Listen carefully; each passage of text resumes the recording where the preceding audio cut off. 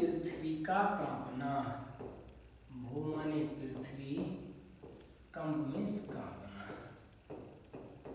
कंप मीन्स कांपना, भू माने पृथ्वी, बीच में जोड़ते हैं का, तो पृथ्वी का कांपना। कैसे कांपती है? तो एक व्यक्ति का नाम था होम्स। क्या नाम था? होम्स।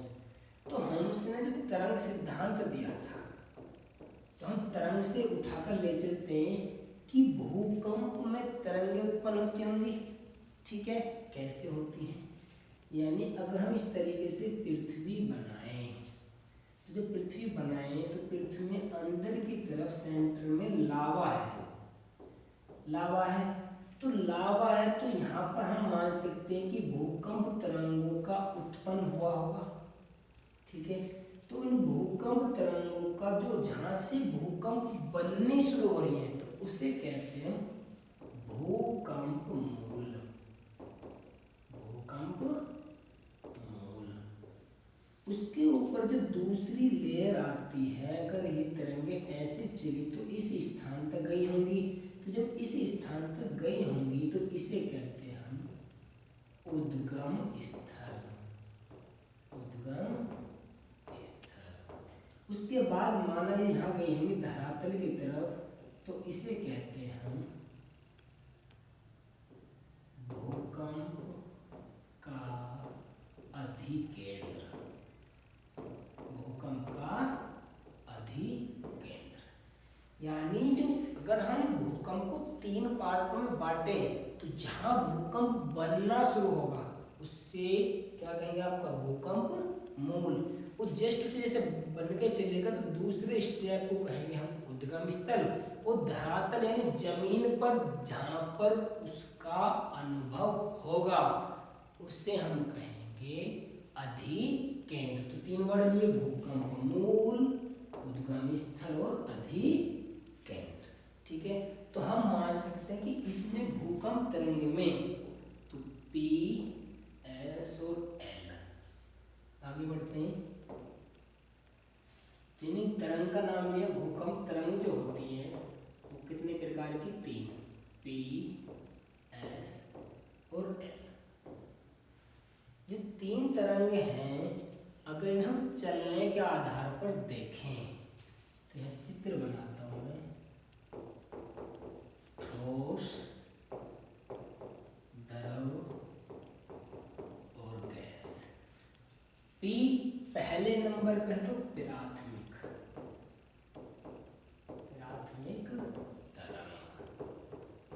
दूसरे नंबर पे है तो द्वितीयक तरंग। तीसरे नंबर पे है तो तृतीयक तरंग।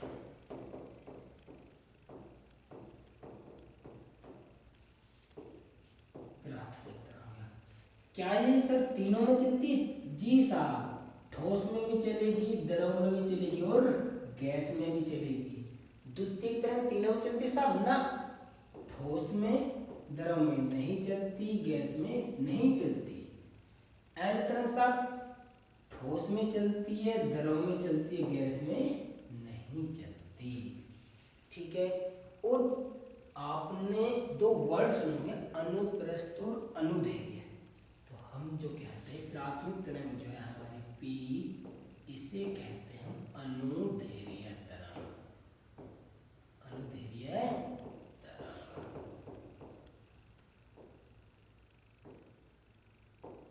अनुदैर्घ्य तरंग। तो दूसरी जो तरंग है इसे कहते हैं हम अनुप्रस्थ तरंग।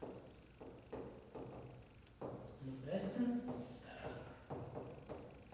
और जो तीसरी है इसे कहते हैं हम धरातलीय तरंग। धरातलीय तरंग। अनुदैर्घ्य तरंग, धरातलीय तरंग क्या होती है? जो धरातल पर चलने वाली तरंग होती है उसे कहते हैं धरातलीय तरंग।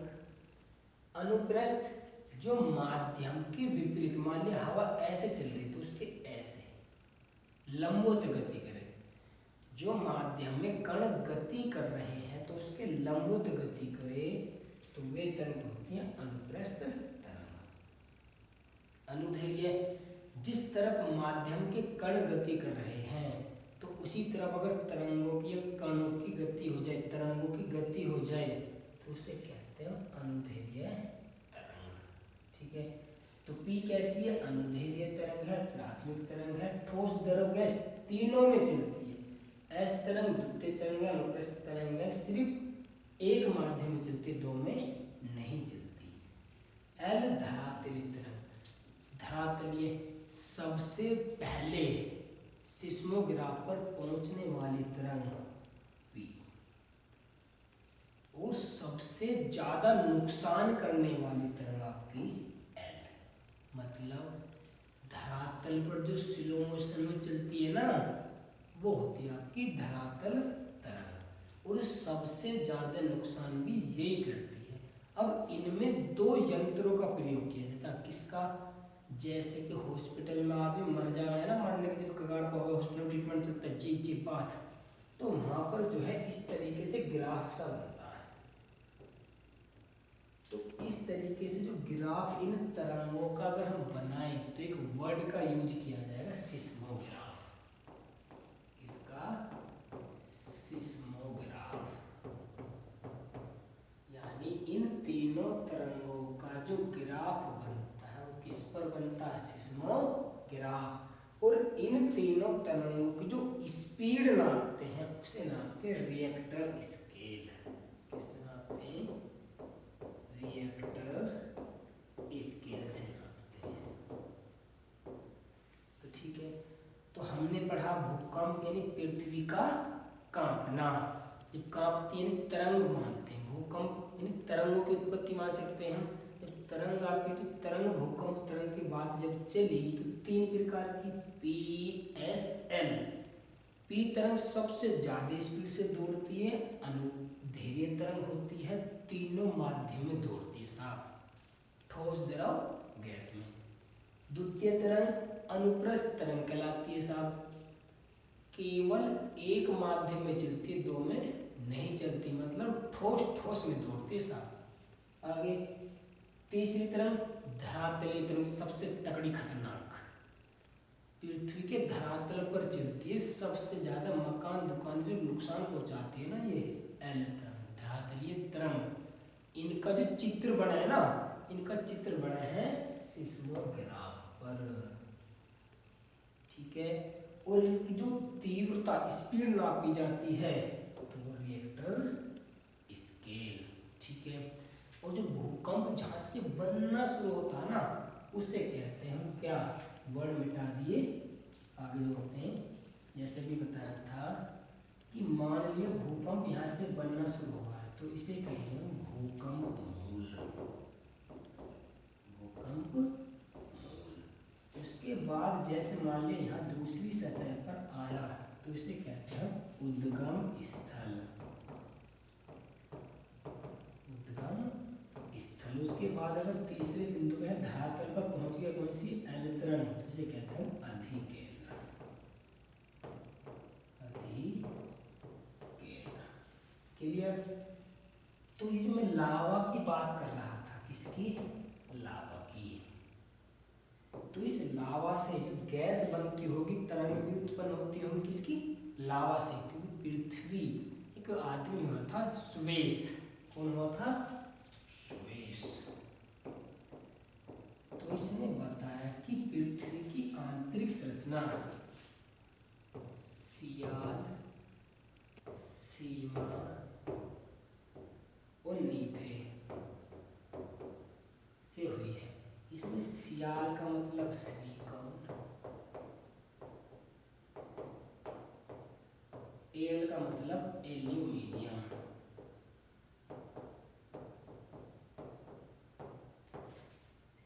SI का मतलब सिलिकॉन, Mg का मतलब मैग्नीशियम, Ni का मतलब निकिल और Fe का मतलब आयरन यानी लोहा। अगर हम इसकी बात करें सबसे बाहर वाली परत की तो इसका नाम सियाल और इसका नाम सीमा, और जो अगर हम लावा की बात करें तीसरे वाले भाग की तो उसे कहते हैं नीफे। तो जो सबसे ज्यादा जो सेंटर वाला भाग होता है ना पृथ्वी का, उसे बोलते हैं हम लावा। तो जो दूसरा वाला पार्ट है बड़ा काम का है, जिसकी हम बात कर रहे थे दूसरे नंबर पे, सीमा। तो सिलिकॉन और मैग्नीशियम, तो मैग्नीशियम का जो रंग होता है हल्का सा सफेद मान सकते हो आप। तो इसकी जो परत दिखती है वो कैसे दिखती है, सफेद, परत का रंग सफेद। तो इसे कहते हैं हम white of the earth, white of the earth. मतलब इसके कौन नाम है, स्थेनोस्फीयर, स्थेनोस्फीयर। यानी इसे वाइट ऑफ द अर्थ भी कहा जाता है और स्थेनोस्फीयर भी कहा जाता है। किसको, मेंटल को। अगर हिंदी में बात करें तो इंग्लिश में सियाल, सीमा और नेफे। हिंदी में अगर दोबारा मैं चित्र बनाऊं तो ये सेंटर इस तरीके से, ये बाहर वाला पार्ट भूपर्वटी, ये मेंटल और यहाँ का कोर। ठीक है, इसमें NIF नीफे, इसमें SIM जी, यानी M नहीं लिखा जाता है सीमा, लेकिन MG मैग्नीशियम याद आ जाएगा आपको। और सबसे बाहर सियाल, इस तरीके से होता है। ये सबसे बाहर वाली पार्ट है, इसमें आपको पाई जाएगी अवसादी चट्टान। कौन सी चट्टान, अवसादी चट्टान। ये जो आपका मेंटल वाला पार्ट है, इसमें पाया जाएगा आपका बेसाल्ट चट्टान, बेसाल्ट चट्टान। क्लियर होगा। तो उसके बाद जो लावा की बात कर रहे हैं हम बार बार, किसकी, लावा की, लावा। इसके बाद ये, उसके बाद ये। तो ये लावा जब चाहे इधर को निकले, इधर से निकले या इधर से निकले, जो लावा जब पृथ्वी से बाहर आएगा तो यह घटना क्या कहलाती है, ज्वालामुखी, ज्वालामुखी। तो आपकी नेक्स्ट वीडियो का टॉपिक होगा ज्वालामुखी। तो आज हमने पढ़ा भूकंप यानी पृथ्वी का कांपना। उसमें 3 वर्ड पढ़े, अधिकेंद्र धरातल वाला बिंदु, उससे नीचे का उद्गम स्थल, उससे नीचे का भूकंप मूल।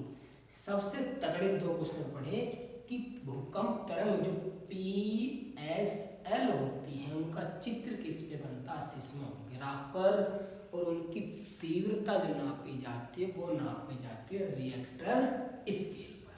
ठीक है, तो कल की वीडियो का इंतजार करना, उसमें लेकर आएंगे हम आपकी ज्वालामुखी। जैसे माउंट एटना सिसिली में, बेरन भारत में, इस तरीके से कोटोपैक्सी इक्वेडोर भूमध्य सागर का प्रकाश भी कहते हैं ना, रिंग ऑफ फायर क्या, सुरक्षा वॉल्व क्या, बॉम्ब्स क्या, एप्ली क्या, बहुत तगड़ी तगड़ी चीज लेकर आए किसमें, ज्वालामुखी में। ठीक है, आज के लिए इतने, चलते हैं, टाटा बाय बाय।